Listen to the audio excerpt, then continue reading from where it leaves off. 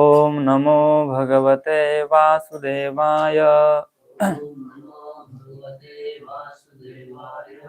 ओम नमो भगवते वासुदेवाय।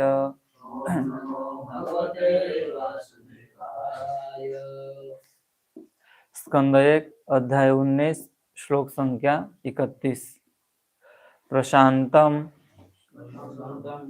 आसीनम अकुंठ मेदसम मुनिम नृपः भागवतः अभ्युप्यत्य प्रणम्य मूर्ध्ना अवहितः कृतांजलिः नत्वा गिरा सुनृतया अन्वपृच्छत् प्रशान्तमासीन अकुण्ठमेधसम् मुनिं नृपो भागवतो अभिपत्य प्रणम्य मूर्ध्ना वहिता कृतांजलि नत्वा गिरा सुनृतयान्वपृच्छत् प्रशान्तमासीनम् अकुण्ठमेधसम् मुनिं नृपो भागवतो अभिपत्य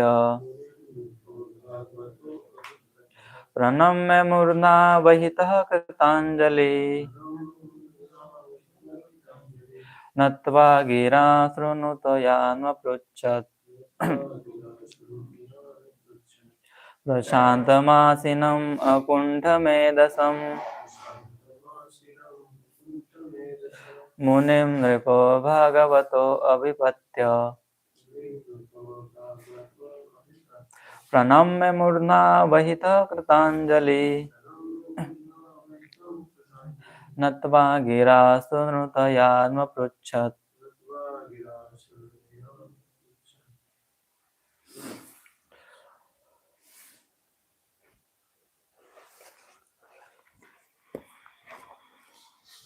प्रशान्तमासीनमकुण्ठमेधसम्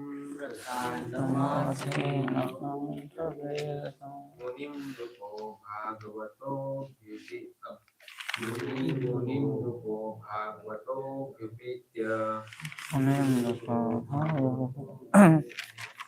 प्रणम्य मूर्ध्ना वहितः कृतांजलि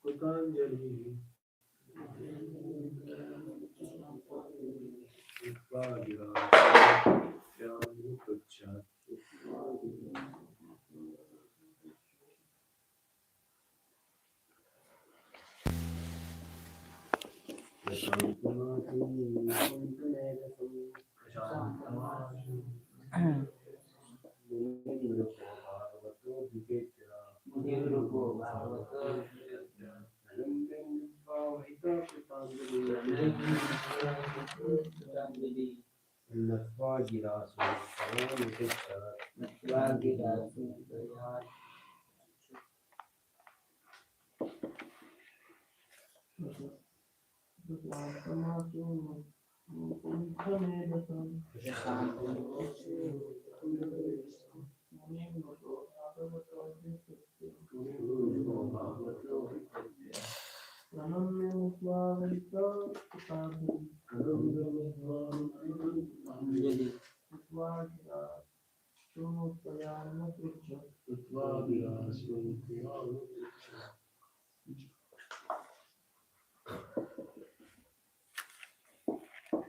प्रशांतम पूर्ण से शांत, आसीनम बैठे हुए, अकुंठ निसंकोच भाव से, मेधसम पर्याप्त बुद्धि संपन्न, मुनिम महर्षि को, नृपः राजा महाराज परीक्षित ने, भागवतः महान भक्त, अभिप्यत्य निकट जाकर, प्रणम्य प्रणाम करके, मूर्ध्ना शीर से, अवहितः ठीक से, कृतांजलि हाथ जोड़कर, नत्वा विनम्रता पूर्वक, गिरा शब्दों से, सुनृतया मीठी वाणी से, अन्वपृच्छात पूछा। अनुवाद एवं तात्पर्य। श्री श्रीमद एसी भक्तिवेदांत स्वामी श्रील प्रभुपाद इस्कॉन के संस्थापक आचार्य के द्वारा तब प्रखर मुनि श्री सुखदेव गोस्वामी पूर्ण शांत भाव से बैठ गए। वे किसी भी प्रश्न का निसंकोच होकर बुद्धिमत्ता से उत्तर देने हेतु तैयार थे। तब महान भक्त महाराज परीक्षित उनके पास पहुंचे और उन्होंने उनके समक्ष सिर झुकाकर प्रणाम किया और हाथ जोड़कर मधुर वाणी से विनीत होकर पूछा। तात्पर्य। महाराज परीक्षित द्वारा गुरु से प्रश्न की जो मृदा अपनाई गई वह शास्त्र के आदेशों के सर्वथा उपयुक्त है। शास्त्रीय आदेश यह है कि दिव्य विज्ञान समझने हेतु मनुष्य को चाहिए कि गुरु के पास विनीत होकर जाए। महाराज परीक्षित अब मृत्यु का सामना करने हेतु तैयार थे और 7 दिनों की अल्प अवधि के पश्चात वे भगवत धाम में प्रवेश करने की विधि जानने वाले थे। ऐसे महत्वपूर्ण विषयों में मनुष्य को गुरु की शरण लेनी होती है। जब तक जीवन की समस्याओं का समाधान ढूंढने की आवश्यकता न हो तब तक गुरु के पास जाने की आवश्यकता नहीं होती। जिसे गुरु के समक्ष प्रश्न पूछने की समझ न हो उसे गुरु के पास नहीं जाना चाहिए। गुरु की समस्त योग्यताएं श्री सुखदेव गोस्वामी में पूर्ण रूप से प्रकट थी। गुरु तथा शिष्य अर्थात श्री सुखदेव एवं महाराज परीक्षित दोनों ने श्रीमद् भागवतम के माध्यम से पूर्णता प्राप्त की। श्री सुखदेव गोस्वामी ने अपने पिता श्री व्यासदेव से श्रीमद् भागवतम सीखा, लेकिन उन्हें उसे सुनाने का अवसर नहीं मिला था। अतएव उन्होंने महाराज परीक्षित के समक्ष श्रीमद् भागवतम का पाठ किया और बिना झिझक के महाराज परीक्षित के प्रश्नों के उत्तर दिए। इस प्रकार गुरु तथा शिष्य दोनों को मुक्ति प्राप्त हुई। ओम अज्ञानतिमिरान्धस्य ज्ञानाञ्जनशलाकया चक्षुरुन्मीलितं येन तस्मै श्रीगुरवे नमः। श्रीचैतन्यमनोभीष्टं स्थापितं येन भूतले स्वयं रूपः कदा मह्यं ददाति स्वपदान्तिकं वन्देऽहं श्रीगुरो श्रीयुतपदकमलं श्रीगुरून् वैष्णवांश श्रीरूपं साग्रजातं सहगण रघुनाथान्वितं तं सजीवं साद्वैतं सावधूतं परिजनसहितं कृष्णचैतन्यदेवं श्री राधा कृष्ण पादान् सहगण ललिता श्री विशाखान्वितांश। जय श्री कृष्ण चैतन्य प्रभु नित्यानंद श्री अद्वैत गदाधर श्रीवासादि गौर भक्तवृंद। हरे कृष्णा कृष्ण कृष्ण हरे हरे, हरे राम राम राम हरे हरे। हरे कृष्ण। स्कंद 1 अध्याय 19 और श्लोक संख्या 31। प्रशांत मासीनम अकुंठ मेधसम मुनिम नृपो भागवतो अभिपत्य प्रणम्य मूर्ध्ना वहितः कृतांजलि नत्वा गिरा सुनुतयान्व पृच्छत।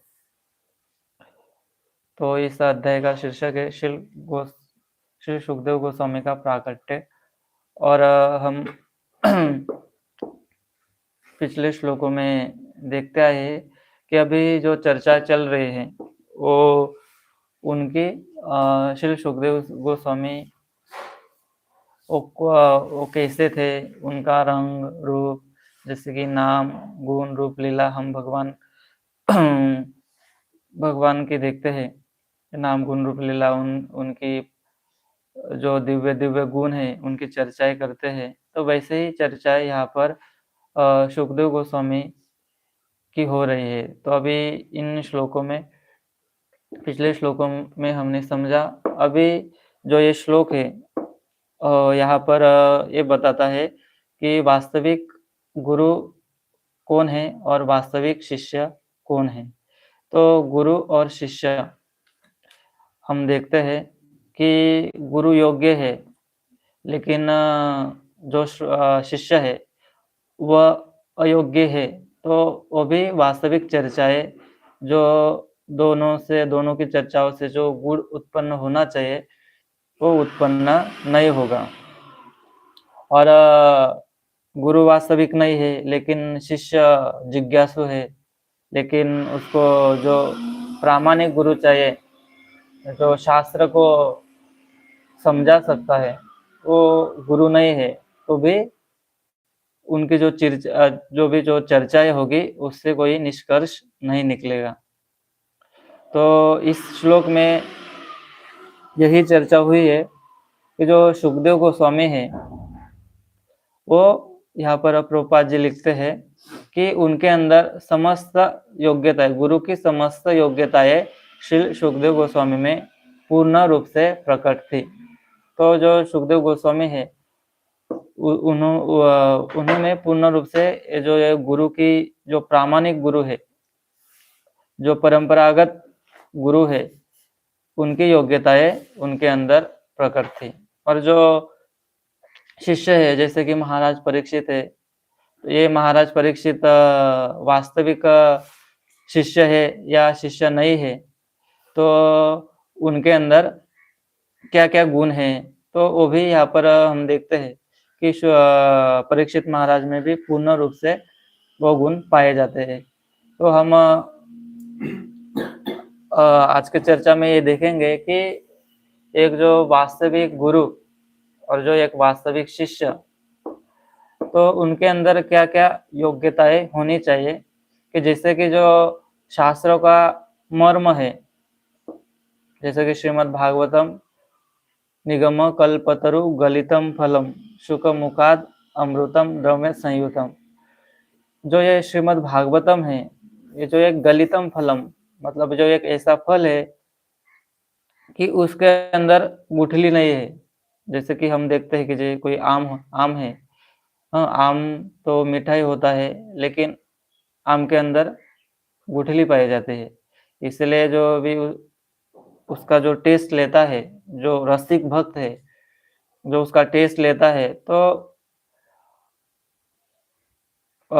जो रसिक भक्त वो गुठली पाई जाएगी। लेकिन जो ये श्रीमद् भागवतम है, जो ये श्रीमद् भागवतम जो ऐसा ग्रंथ है कि इनके अंदर कोई प्रकार की गुठली नहीं पाई जाती। मतलब जो ये भागवत रूपी जो ये फल है, आप किसी भी तरह से उसका आस्वादन करेंगे तो आपको क्या मिलेगा, आपको टेस्ट ही आएगा। तो ये ऐसा फल है। लेकिन भागवतम में ये भी बताया गया है कि वास्तविक गुरु से ये वचन निकलने चाहिए, तभी वो रहस्य प्रकट होगा, नहीं तो सर्पोच्चिष्ट, नहीं तो क्या होगा कि ये जो एक सांप है, कि सांप होने से, जो सांप होता है, दूध तो क्या है, दूध तो अमृत है, दूध पीने से हमारे तुष्टि पुष्टि होती है, हमारा विकास होता है। लेकिन जो कोई एक सांप है, सांप अगर दूध को छुए ले तो क्या हो जाता है, फिर वो दूध दूषित हो जाता है, और वो दूध पीने से हमारा विकास नहीं होगा, तो हमारी मृत्यु होगी। इसी तरह जब जो ये भागवत के वचन है, जो ये भागवत की कथाएं हैं, ऐसे गुरु से जो वास्तविक गुरु नहीं है, ऐसे गुरु से जो निकलेंगी और जो शिष्य शायद योग्य भी हो, तो भी उसका क्या होगा? सर्वनाश होगा। क्योंकि कहा जाता है, जो वास्तविक आप गुरु किए नहीं है, आपका गुरु ढोंगी निकला, तो आपके जन्मों जन्म नष्ट हो जाएंगे। इसीलिए शास्त्र में ये विधान है कि आप शिष्य हो, तो आपको गुरु करना है, तो उसकी भी कुछ योग्यताएं हैं। शास्त्र में ये योग्यताएं बताई है कि गुरु कैसा होना चाहिए, गुरु की क्या योग्यताएं हैं। तो ये सब योग्यताएं हमें मालूम होनी चाहिए। नहीं तो हम जैसे कि हम देखते हैं, कोई साधारण से जो लोग हैं, वो तो बहुत ही गाँव में जाएँगे या फिर कोई सब्जी-वब्जी खरीदने जाएँगे, तो चुन-चुन के लेते हैं। ये आलू, टमाटर ये सब चुन-चुन के लेते हैं। कोई उसमें दाग ना गिरे, ना कोई या कोई अच्छा-अच्छा चुन के लेते हैं। लेकिन जब गुरु करने की बात आती है, तो उनकी बुद्धि भ्रष्ट हो जाती है। हाँ, वो कुछ भी जो बोले वो स्वीकार कर लेते हैं। वो ये समझते नहीं है कि जो मैं गुरु करने जा रहा हूँ कि या ये गुरु तो वास्तविक गुरु है, ये गुरु परंपरागत आता है या नहीं आता। हाँ, इनके जो वचन हैं, इनके वचन शास्त्र विधि के अनुसार है या नहीं है। क्योंकि भगवद गीता में भगवान कहते हैं कि यह शास्त्र विधि मुस्तज्ज वर्तते कामकारतः, न संसिद्धि अवाप्नोति न सुखम न पराम गतिम। कि भगवान कहते हैं कि हे अर्जुन, कि ये जो शास्त्र विधि का अनुसार आप कुछ नहीं करते या गुरु नहीं बोलता, तो आपको इससे सुख शांति नहीं मिलेगी, परम गति तो दूर की बात रही। तो ये गुरु, प्रामाणिक गुरु होना बहुत ही जरूरी है। जैसे कि शास्त्र में कहा है कि प्रामाणिक गुरु कौन है, उनकी क्या योग्यताएं हैं। तो प्रामाणिक गुरु कौन है? जैसे कि भगवद गीता में बताया है, एवं परंपरा प्राप्तम, कि भगवान अर्जुन को कहते हैं कि हे अर्जुन, आपको ये जो नॉलेज लेना है, तो ये परंपरागत लेना चाहिए। और ये परंपरा नष्ट हुई, इसलिए मैं आपको ये नॉलेज फिर से बोलने के लिए आया हूँ। तो भगवान क्या कहते हैं कि भगवान परंपरा स्थापित करने आते हैं।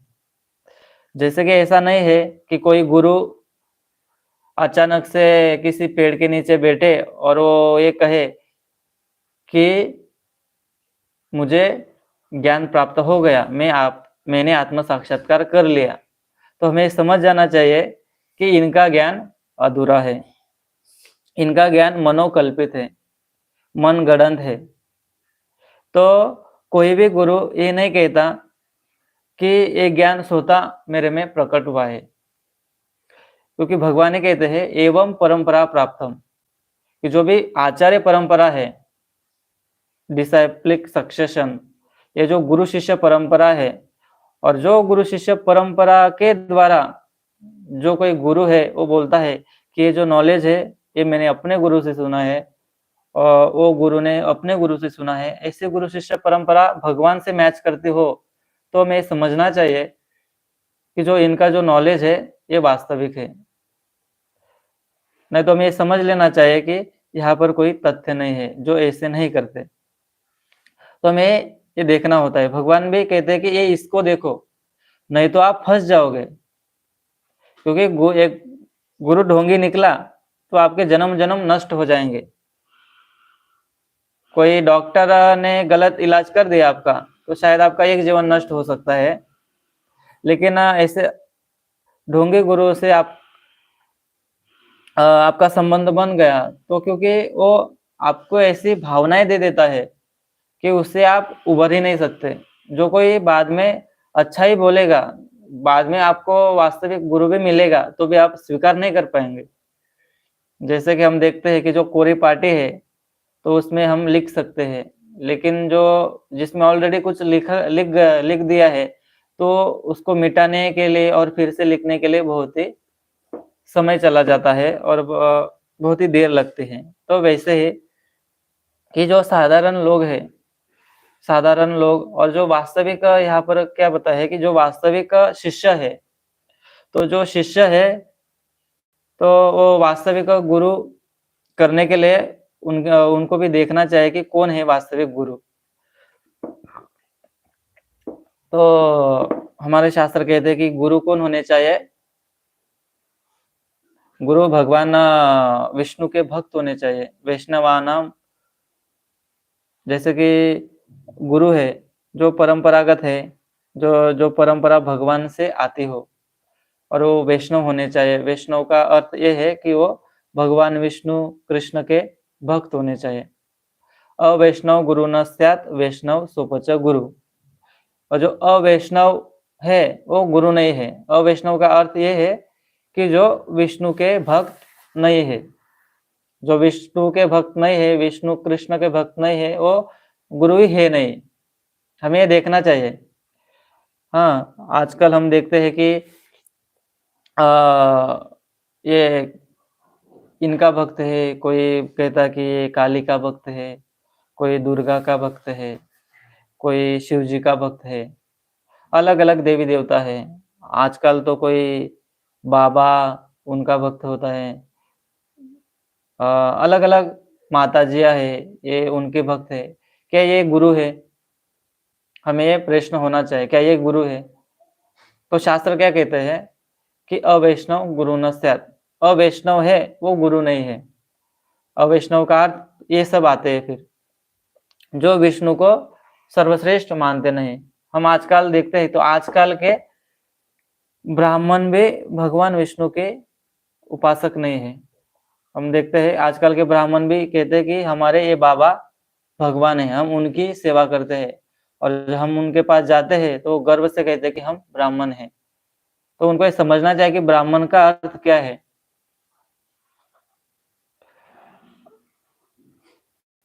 जो विप्र है, वेद पठेत भवेत विप्र ब्रह्म जानाति इति ब्राह्मण, कि जो वेद पुराण उपनिषद ये पढ़ के विप्र हो जाता है, उसको ब्रह्म को जान लेता है, तब वो ब्राह्मण कहलाता है।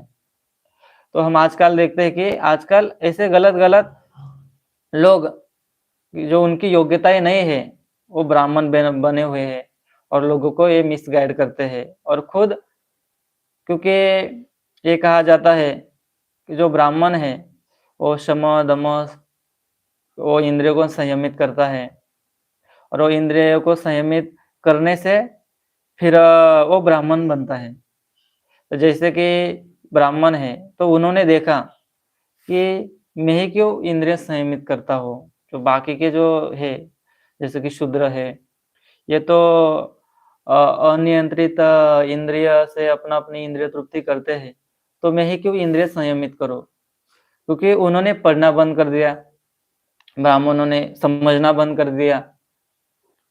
तो वो और ये देखने लगे कि ये लोग तो तथाकथित एंजॉय करते हैं, जैसे कि क्षणिक इंद्रिय भोग करते हैं, तो मैं ही क्यों ना करूं? और उन्होंने तो नॉलेज लेना बंद किया, तो ये माया द्वारा प्रेरित होके फिर वो भी पापमय कृत्य करने लगे। तो इसी तरह ये जो ये ब्राह्मण संस्कृति धीरे धीरे क्या होने लगी? नष्ट होने लगी। और भगवान भी भगवद गीता में कहते हैं कि श्रीषु दुष्टाशु व्राष्णय जायते वर्ण संकर। जब ये स्त्रियां दूषित हो जाएंगे तो क्या आएगा? वर्ण संकर प्रजाति का वर्ण संकर प्रजाति उत्पन्न होगी, और ये प्रजाति वर्णाश्रम में भाग नहीं लेगी। वर्णाश्रम का अर्थ यह है कि ब्राह्मण, वैश्य, ब्राह्मण, क्षत्रिय, वैश्य और शूद्र, ये चारों में वो भागने लगी, क्योंकि उनके अंदर वो गुण ही नहीं पाए जाएंगे जैसे कि ब्राह्मण में होते हैं, क्षत्रिय में होते हैं। तो हम अभी देखते हैं कि नाम के लिए सिर्फ ब्राह्मण, क्षत्रिय, वैश्य और शूद्र हैं। क्योंकि ऐसा नहीं, आजकल के शूद्र हम देखते हैं कि वो शूद्र भी अन्य 3 जो भगवत सेवा में लगे हैं, उनकी सेवा करने से उनको भी मुक्ति मिलती थी। तो आजकल हम देखते हैं कि ये जो शूद्र कैटेगरी भी नहीं रही, हम शूद्र से भी और नीचे गिर गए। पतंती अध, हमारा उससे भी और ज्यादा पतन हो गया, शूद्र से भी नीचे। तो इसीलिए अभी ये जो श्रील प्रभुपाद जी ने जो इस्कॉन मूवमेंट है, ये वर्णाश्रम व्यवस्था कैसी थी और हमें कैसी करनी चाहिए और उसके लिए हम क्या करें, तो ये विधि हमें बताए कि ये दैवी वर्णाश्रम है, उसको श्रील प्रभुपाद जी ने स्थापित करने का प्रयास किया। तो हम देखते हैं कि अभी हम देखें कि अभी गुरु की योग्यताएं क्या है, क्या है गुरु की योग्यताएं। जैसे कि उपदेशामृत में श्लोक आता है, वाचो वेगम मनसः क्रोध वेगम जिह्वा वेगम उदर उपस्थ वेगम एतान वेगम यो विषहेत धीरा सर्वाम अपिमाम पृथ्वी स शिष्यात्। कि जो वाणी का वेग है, जैसे कि हम अभी देखते हैं, अभी यूट्यूब में कुछ राम मंदिर के ऊपर बहस हो रही है, तो हर कोई गुरु, सो कॉल्ड गुरु,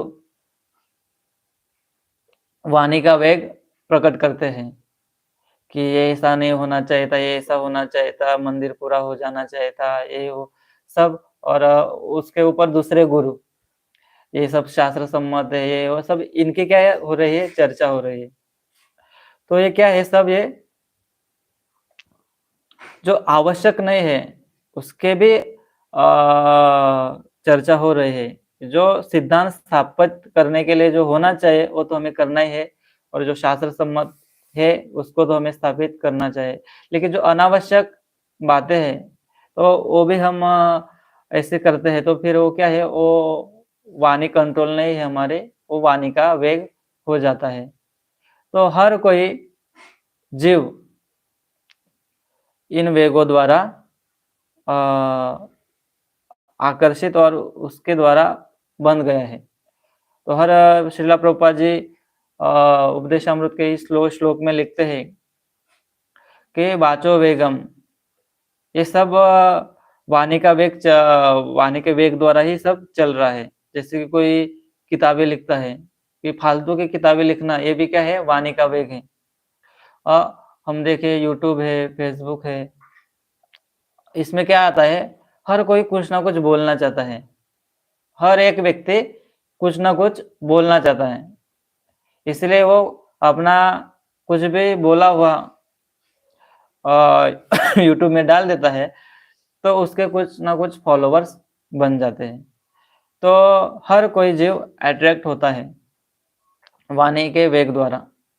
तो जो वाणी का वेग कंट्रोल किए हैं, हम उसको गुरु मान सकते हैं।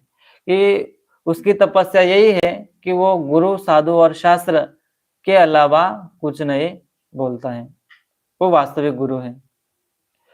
जो भी उसके वचन हैं, जैसे कि हम श्रीला प्रभुपाद जी को देखें कि वो सामान्य जनों से बातचीत करने में भी शास्त्र के पुरावे देते थे, ये इसमें ऐसा कहा है इसलिए आपको ऐसा करना है। तो हम देखें कि हर कोई, जैसे मॉर्निंग वॉक है, ऐसे जैसे कि प्रवचन में ही हम देखें कि प्रवचन में सिर्फ भागवत कथाएं चलती है, भगवान के नाम गुण रूप लीला के बारे में चर्चाएं चलती है। और जब हम बाहर चर्चा करते हैं तो ऐसे ग्राम्य कथा, ग्राम्य कथा चलती है। तो ये कथाएं ऐसे प्रभुपाद जी भी ऐसा करते थे, ऐसा नहीं है। प्रभुपाद जी के मॉर्निंग वॉक भी ऐसे चलते हैं, तो भी कुछ ना कुछ सिद्धांत को लेकर ही चर्चा होती थी। तो ये प्रामाणिक गुरु के क्या है, लक्षण है।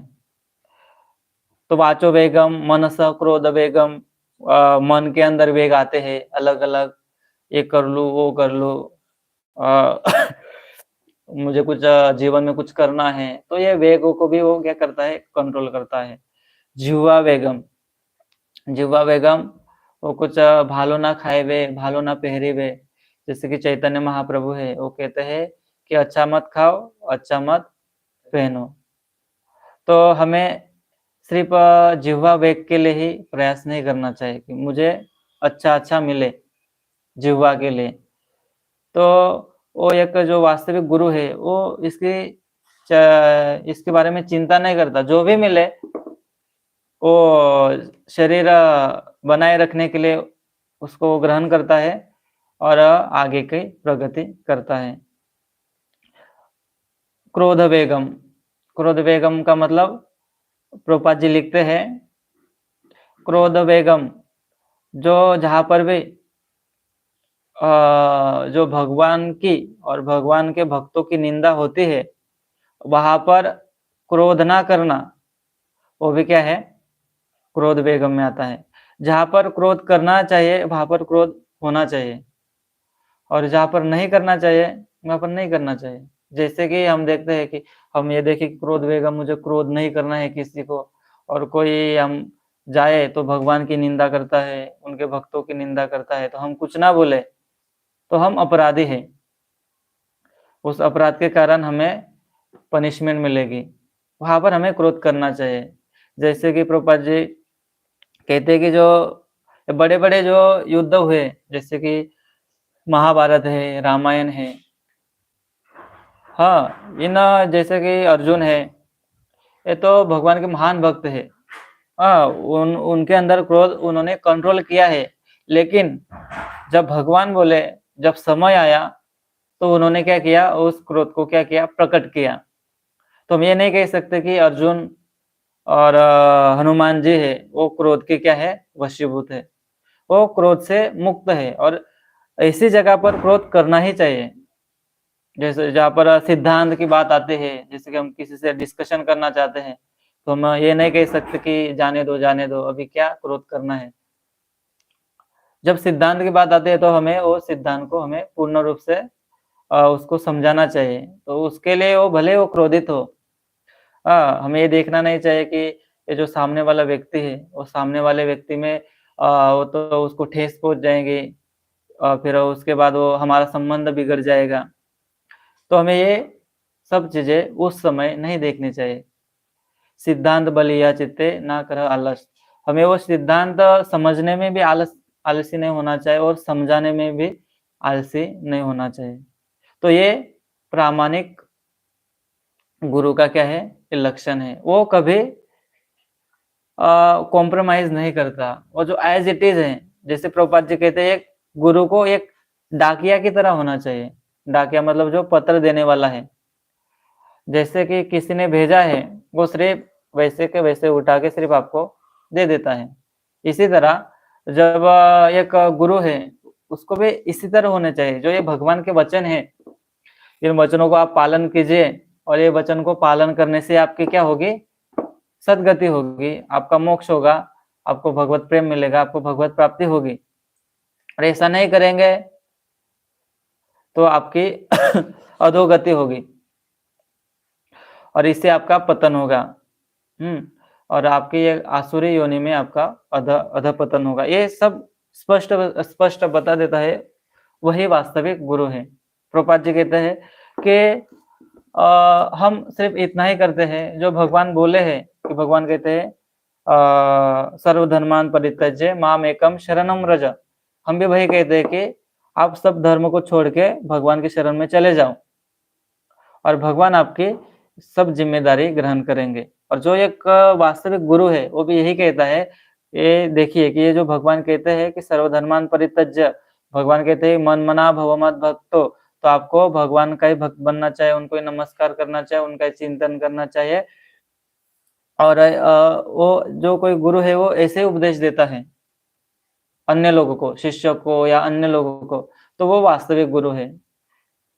अभी के जैसे नहीं है कि गुरु है और शिष्य को ये कहते हैं कि आप मेरी पूजा करो, मेरी सेवा करो, मुझे नमस्कार करो, गुरु को पूजा करो, गुरु की सेवा होती है, गुरु की पूजा भी होते हैं।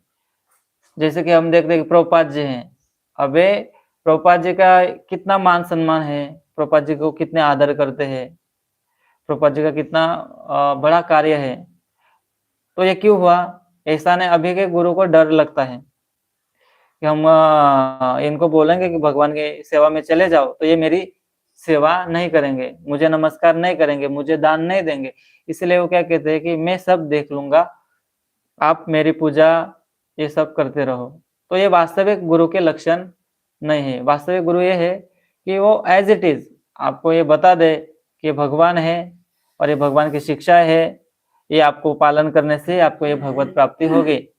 तो जो कोई वास्तविक शिष्य होगा वो ये देखेगा कि इनकी वजह से, ये गुरु की वजह से मुझे भगवान का रास्ता मिला, तो वो भगवान के जितना ही सम्मान वो गुरु का भी करेंगे।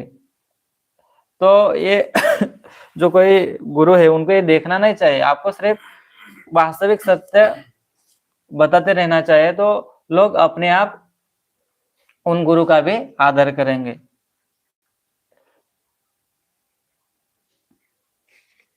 और यहाँ पर ये लिखा है कि गुरु कृष्ण रूप है शास्त्रेर प्रमाणे, गुरु रूपे कृष्ण कृपा करे न भक्तगणे। जैसे कि चैतन्य चरितामृत में आता है कि ये अभी गुरु कौन है, कि गुरु कौन है, कि गुरु एक कृष्ण का ही एक रूप है। जैसे कि अभी भगवान श्री कृष्ण नहीं है तो हम कैसे उनकी सेवा पूजा अर्चना कर सकते हैं। तो एक भगवान ने ही एक विधि बनाई है कि जो ये मेरे प्रतिनिधि है, मेरे पार्षद है, आप उनकी शरण ग्रहण कीजिए, उनकी पूजा अर्चना कीजिए। वो पूजा अर्चना मेरे ही पूजा अर्चना है या मुझसे ही बढ़कर है। जैसे कि शिवजी पार्वती जी से कहते हैं आराधनानाम सर्वेशाम विष्णुर आराधना परम। जैसे कि देवी देवता की आराधना से भी परम किनकी आराधना है, भगवान विष्णु की। और विष्णु की आराधना से भी परम क्या है, तदीयानाम समर्चनम, कि विष्णु की आराधना से भी परम यह है कि उनके भक्तों की आराधना, उनके भक्तों की सेवा, भक्तों की पूजा।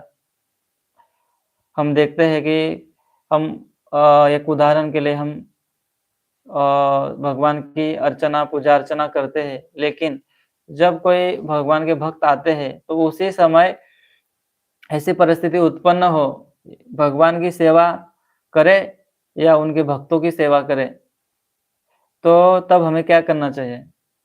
तो शास्त्र ये कहते हैं कि आप भगवान की सेवा आप रख सकते हैं, पहले आप उन भक्तों की सेवा कीजिए, तो वो सेवा से भगवान संतुष्ट होंगे। आप वो उस समय आप भगवान की सेवा करना ही चालू रखेंगे तो भगवान संतुष्ट नहीं होंगे। तो क्योंकि भगवान और उनके भक्त साक्षात हरित्वेन समस्त शास्त्रे उक्तस्तथा उक्तस्तथा भावेत एवं सद्भि, कि जैसे कि गुरुवाष्टकम है, हम भगवान की आराधना करते हैं, हमें ऐसा लगता है कि हम भगवान की आराधना करते हैं, सुबह मंगल आरती में हम भगवान के गुणगान गाते हैं, लेकिन ऐसा नहीं है, वो भगवान के गुणगान नहीं है, ये उनके भक्तों के गुणगान है, गुरु के गुणगान है। ये गुरुवाष्टकम, इसको गुरुवाष्टकम बोलते हैं। ये गुरु के गुणगान के ये 8 श्लोक है।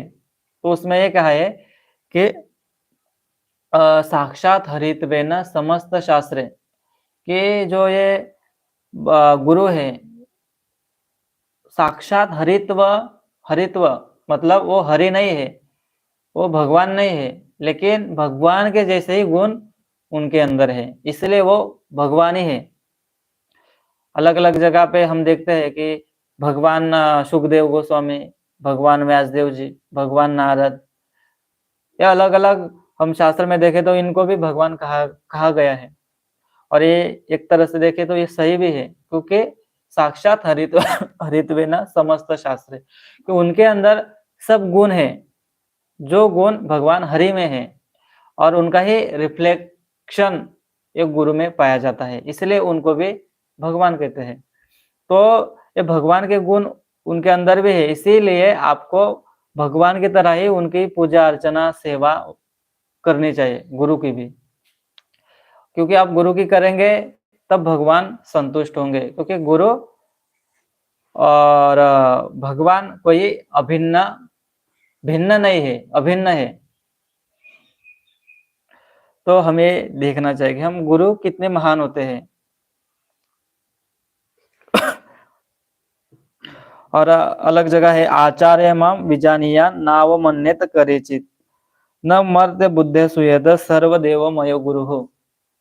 आचार्य माम विजानीयान, आज भगवान कहते हैं कि जो आचार्य है, आचार्य को मेरे समान ही समझो और उनकी किसी भी प्रकार से अवहेलना मत करो, क्योंकि उनकी अवहेलना करेंगे तो ये मेरी अवहेलना होगी।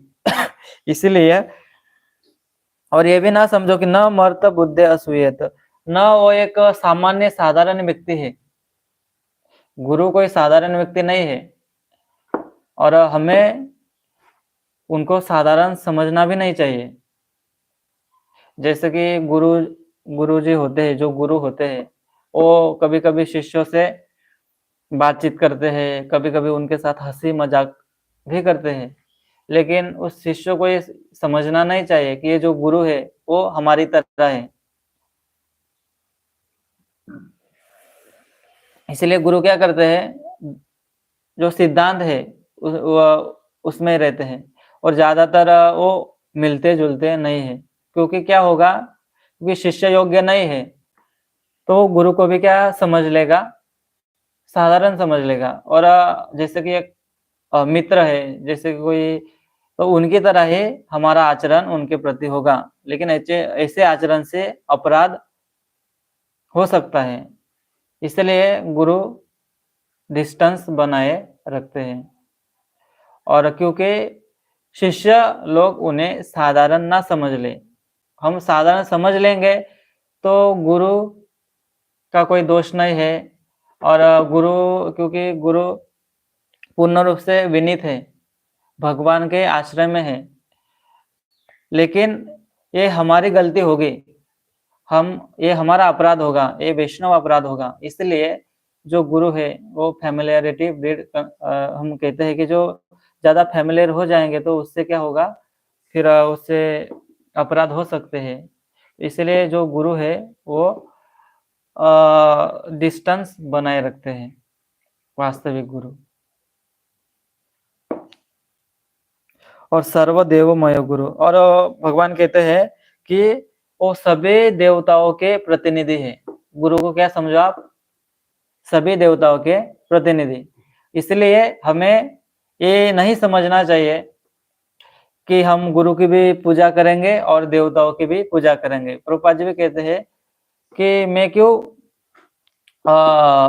इनके यानी देवताओं के पास जाऊं, देवता लोग मेरे पास आते हैं, क्योंकि सब देवताओं के प्रतिनिधि गुरु है और गुरु देवताओं से भी महान है।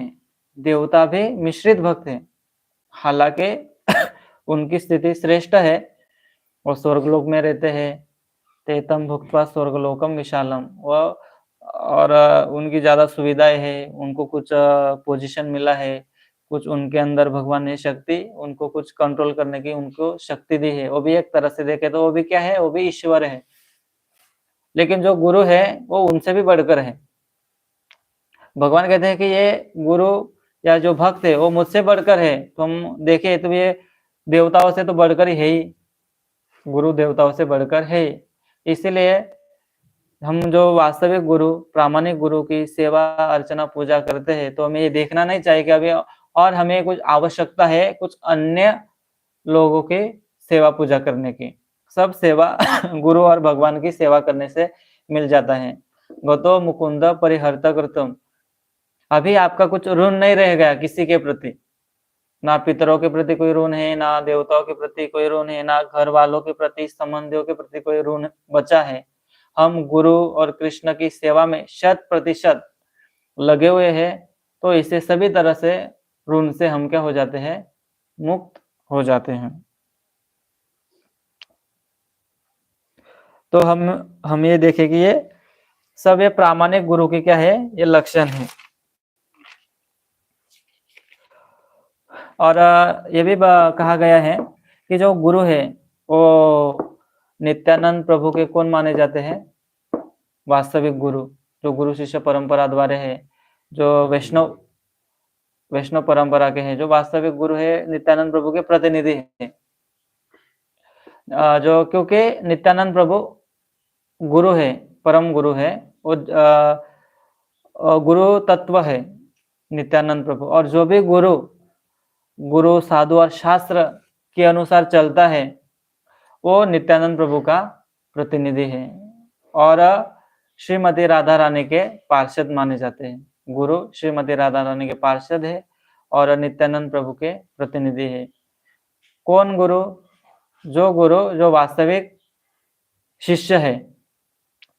प्रभुपाद जी ने ये जो परंपरा दी है, उन्होंने ऐसा नहीं कहा कि ये गुरु शिष्य यानी गुरु और शिष्य परंपरा है, ये डिसाइप्लिक सक्सेशन, ये शिष्य परंपरा है।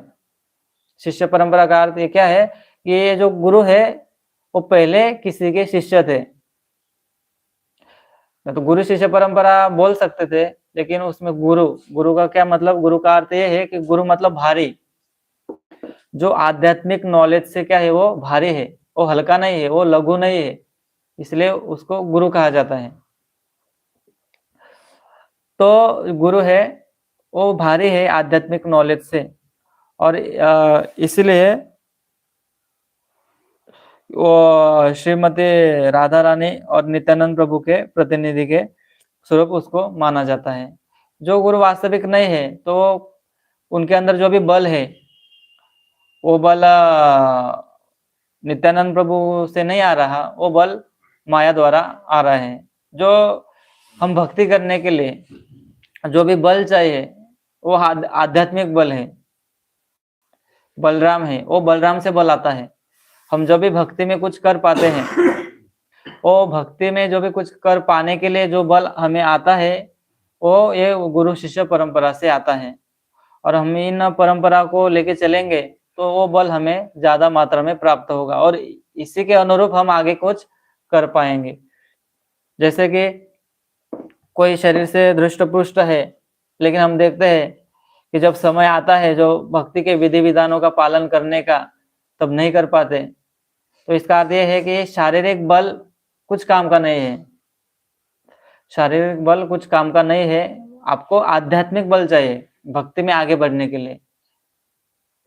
और हमें शरीर सुदृढ़ शरीर बना है इसलिए रखना है क्योंकि ये शरीर थोड़ा वीक हो जाएगा तो वो आध्यात्मिक बल हम ले नहीं पाएंगे। इसलिए हम देखते हैं कि कई कई ऐसे भी भक्त हुए, वो शारीरिक रूप से देखे तो बहुत ही कमजोर थे, लेकिन भक्ति में बहुत ही उन्नत अवस्था में प्राप्त हुए हैं। तो ये आध्यात्मिक बल लेने के लिए हमें सर्वथा योग्य बनना चाहिए। और यह भी कहा गया है कि गुरु कोई दो नहीं होते। इसका अर्थ क्या है? गुरु एक ही है, गुरु दो नहीं है का मतलब गुरु अनेक अनेक हो सकते हैं, लेकिन जो उनके जो शिक्षाएं हैं वो एक ही है। जैसे कि भगवान है, हाँ, भगवान ने जो वचन बोले हैं वो हर कोई गुरु आएगा, गुरु है, शिष्य बाद में गुरु बनेगा और उसके बाद वाले शिष्य भी गुरु बनेंगे। लेकिन जो वचन है, जो परंपरा है, वो परंपरा के अंदर जो नॉलेज है वो वही है। जो भगवान ने अर्जुन को बोला, जो भगवान ने सूर्यदेव को जो बोला, वही नॉलेज परंपरा द्वारा आ रहा है। इसलिए गुरु दो नहीं होते, गुरु एक ही है। और हम कुछ उसमें कुछ मिलावट कर लेंगे और उसका कुछ प्रकटीकरण करेंगे अन्यों के साथ, तो फिर क्या हो जाएगा?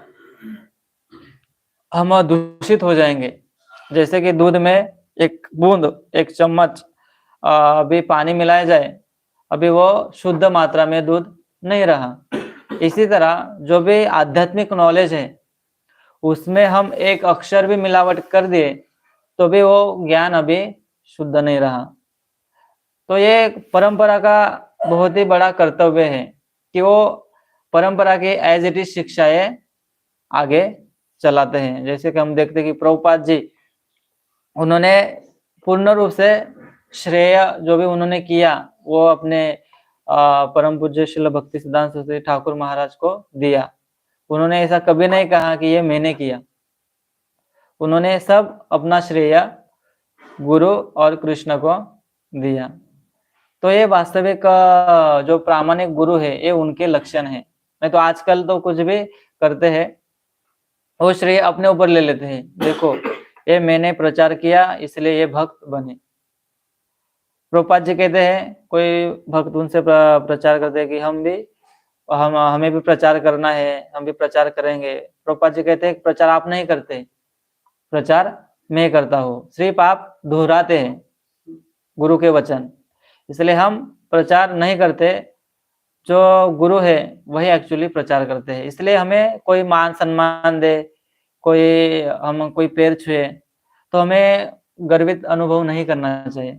उस समय हम देखना चाहिए कि ये आदर, जो ये सम्मान है वो मेरा नहीं है, ये गुरु का है, और मैंने गुरु के वचन ही दोहराए हैं, इसलिए सम्मान भी गुरु का ही है। तो हमें वो वचनों को, वो सम्मान को हम आगे ट्रांसफर कर दे तो फिर हम उस सम्मान से, पूजा लाभ प्रतिष्ठा से हम फंसेंगे नहीं। तो ये वास्तविक, अभी ये क्या हुआ, ये वास्तविक शिष्य की योग्यताएं हैं। जैसे कि हमने देखा गुरु की योग्यताएं, और जो ये शिष्य है ये शिष्य की योग्यताएं हैं। कि जैसे कि गुरु निष्णात होना चाहिए, ब्रह्मन् तद विज्ञानार्थम गुरुमेवाभिगच्छेत् शाब्दे परे च निष्णातम, कि जो शास्त्र में निष्णात है और उसके अनुसार ही अपने शिष्य है, जो बाद वाले जो लोग हैं उनको जो प्रशिक्षित करता है वो वास्तविक गुरु है। और वास्तविक शिष्य कौन है?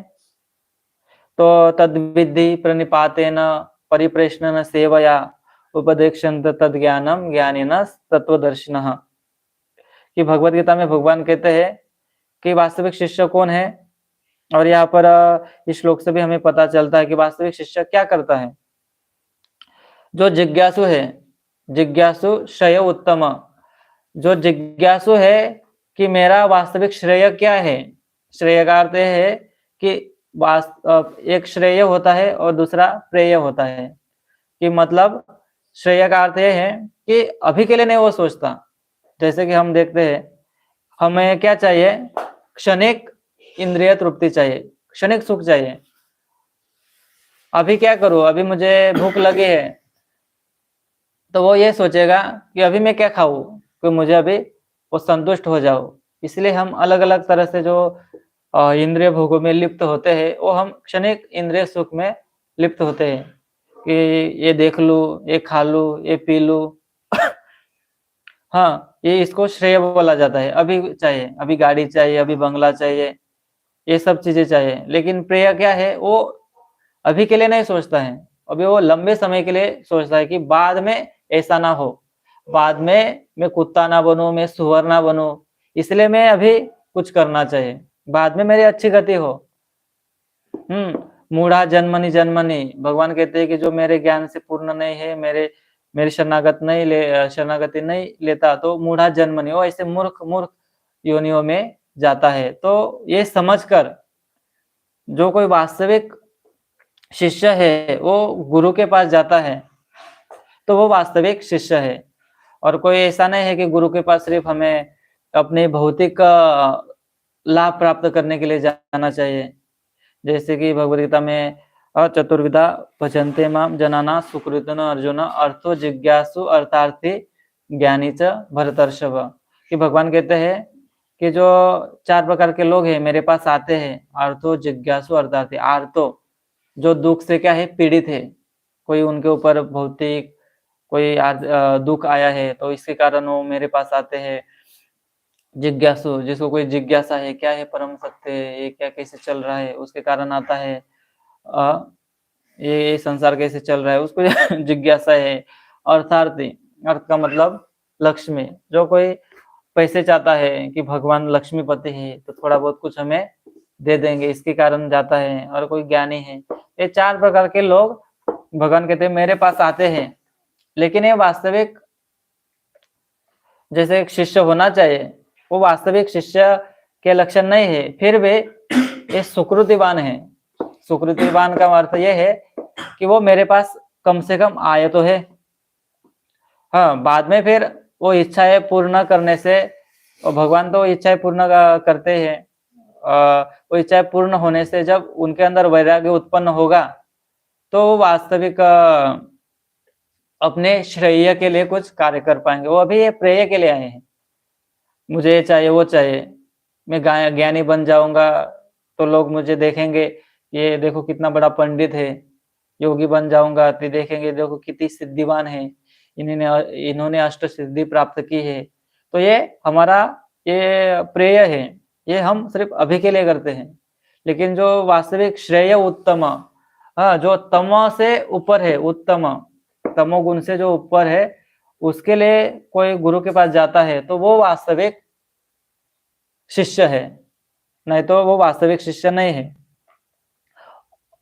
और यहाँ पर हम देखते हैं जो सुखदेव गोस्वामी और जो परीक्षित महाराज है, तो ये दोनों में पूर्ण प्रामाणिक गुरु और प्रामाणिक शिष्य की योग्यताएं हमें देखते हैं। हमें गुरु के पास जाकर विनीत होकर जाना चाहिए। हमारे अंदर कुछ प्रश्न है या कुछ जानने का इच्छुक है, ऐसा नहीं है कि हमें कुछ पता है फिर भी हम गुरु को पूछते हैं कि मैं ज्यादा ज्ञानी हूँ या गुरु ज्यादा ज्ञानी है।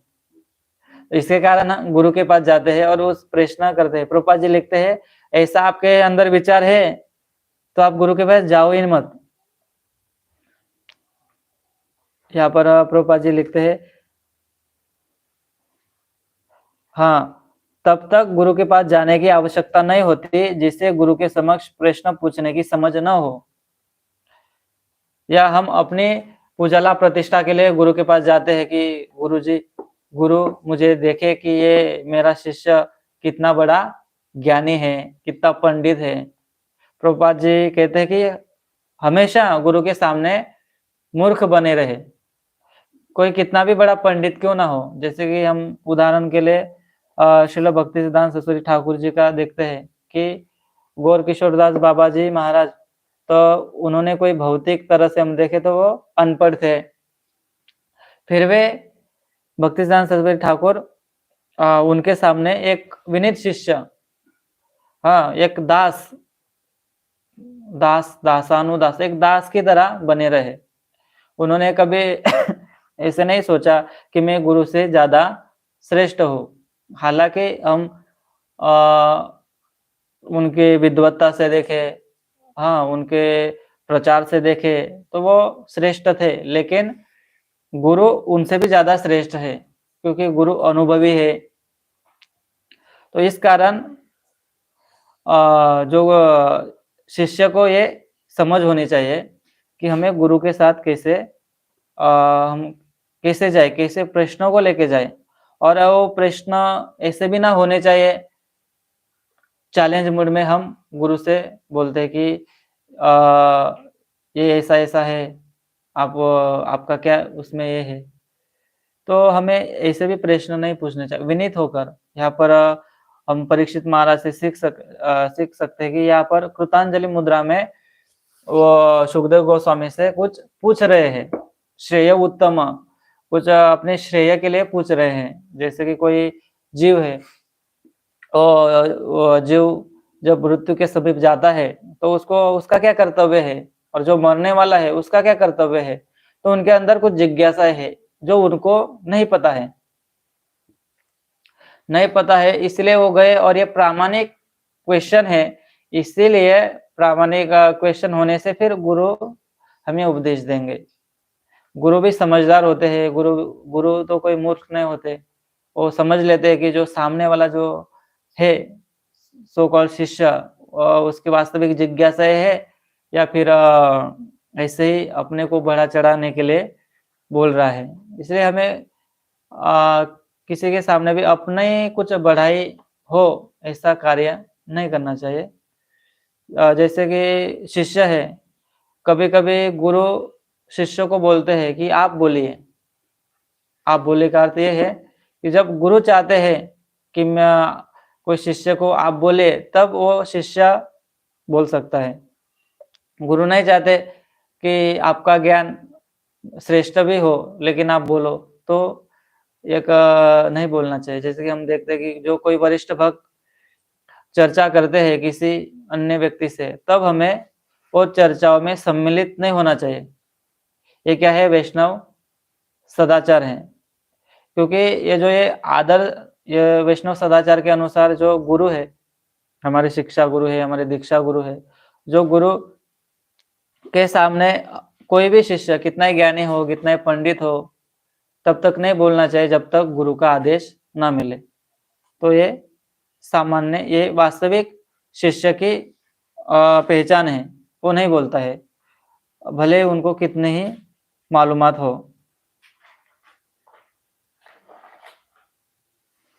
और यहाँ पर प्रभुपाद जी लिखते हैं, तो ये सब योग्यताएं होने से हाँ, तो दोनों को ही लाभ प्राप्त होता है।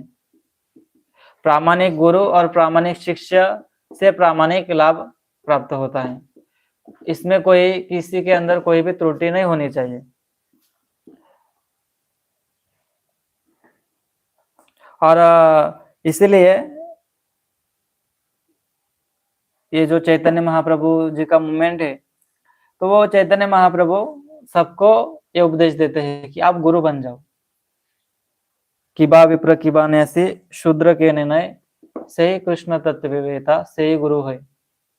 जो ये कृष्ण के तत्व को जो जानता है वो गुरु बन सकता है। जो कृष्ण तत्व विवेता नहीं है वो गुरु नहीं है।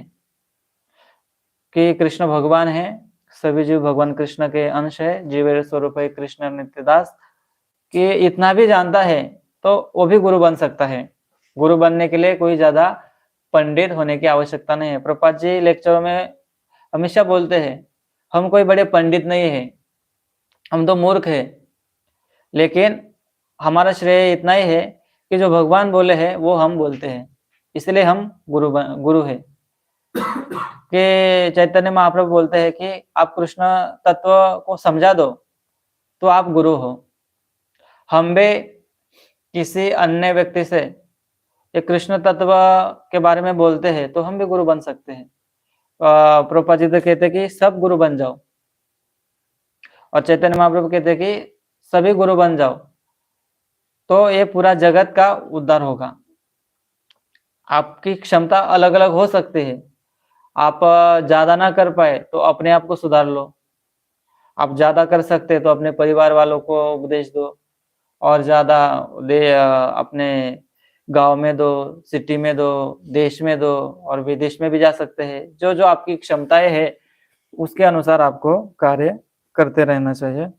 अमार आज्ञा है गुरु है तारे देश, जारे देखे तारे को कृष्ण उपदेश। कि भगवान चैतन्य महाप्रभु ये कहते हैं कि ये मेरी आज्ञा है कि आप गुरु बन जाओ। जैसे कि एक आज्ञाकारी शिष्य है वो गुरु बन सकता है, आज्ञाकारी शिष्य गुरु बन सकता है, और आज्ञाकारी शिष्य ही गुरु और फिर वो प्रचार कर सकता है। जैसे कि शिष्य ही गुरु होगा, ऐसा नहीं अचानक से कोई गुरु बन जाएगा। और ये भगवान का आदेश हमें समझना चाहिए कि ये गुरु बनने के लिए ये भगवान आदेश देते हैं, और गुरु बनने की हमें योग्यता नहीं है, इसलिए पहले हमें वास्तविक शिष्य बनना पड़ेगा, और वास्तविक शिष्य ही आगे जाके गुरु बनेगा। और ये वो योग्यताएं हमें धीरे धीरे अपने में लानी चाहिए। क्योंकि प्रभुपाद जी कहते हैं कि ये दुनिया में गुरु की बहुत ही जरूरत है। जैसे कि कोई छोटी छोटी चीजें समझाने के लिए भी गुरु की आवश्यकता होती है, जिसमें कोई पारंगत हो, जैसे कि कोई विषय हो, कुकिंग हो, ये हो, सबके लिए हमें गुरु